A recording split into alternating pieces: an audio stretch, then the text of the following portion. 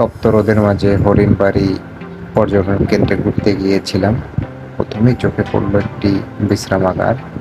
আপনি অনেক দূর হেঁটে এসে এখানে বিশ্রাম নিতে পারবেন।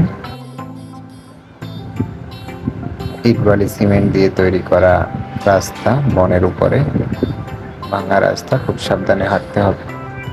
কিছু দূর হাঁটলেই আপনি পাবেন একটি ঝুলন্ত ব্রিজ।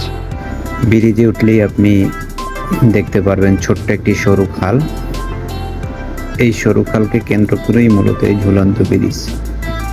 অপরূপ সুন্দর খালের দুই পাশ। ব্রিজের অপর প্রান্তে দেখা যাচ্ছে একটি ছোট্ট টঙ্গর। সেখানে আপনি চিপস পাবেন, জুস পাবেন, পানি পাবেন, দেশীয় ফল পাবেন।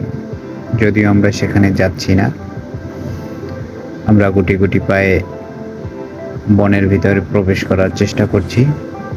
খুব সাবধানে হাঁটতে হবে। অবশেষে হাঁটতে হাঁটতে আমরা বনে এসে পৌঁছালাম। যেদিকে চোখ যায় শুধুই সবুজ, কিন্তু আমাদের চোখ হচ্ছে হরিণ। কোথাও হরিণের দেখা নেই। হাঁটতে খুব কষ্ট হচ্ছে, কারণ শৈলা বনের শিকড় জেগে আছে। অবশেষে আমরা খুঁজে পেলাম হরিণের খাবার।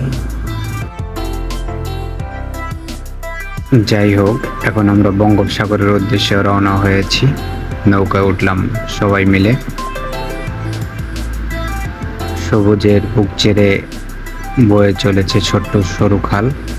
খাল পেরিয়ে অবশেষে আমরা বঙ্গোপসাগরে এসেই তার ভয়ঙ্কর রূপ দেখতে পেলাম। সৌন্দর্যের মাঝেও লুকিয়ে আছে ভয়ঙ্কর একটি রূপ। অপরূপ সুন্দর সাগর বারবার ডাকছে।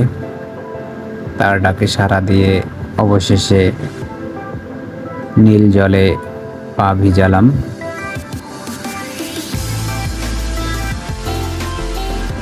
দুহাত বাড়িয়ে তাকে গ্রহণ করলাম মনের ভিতরে।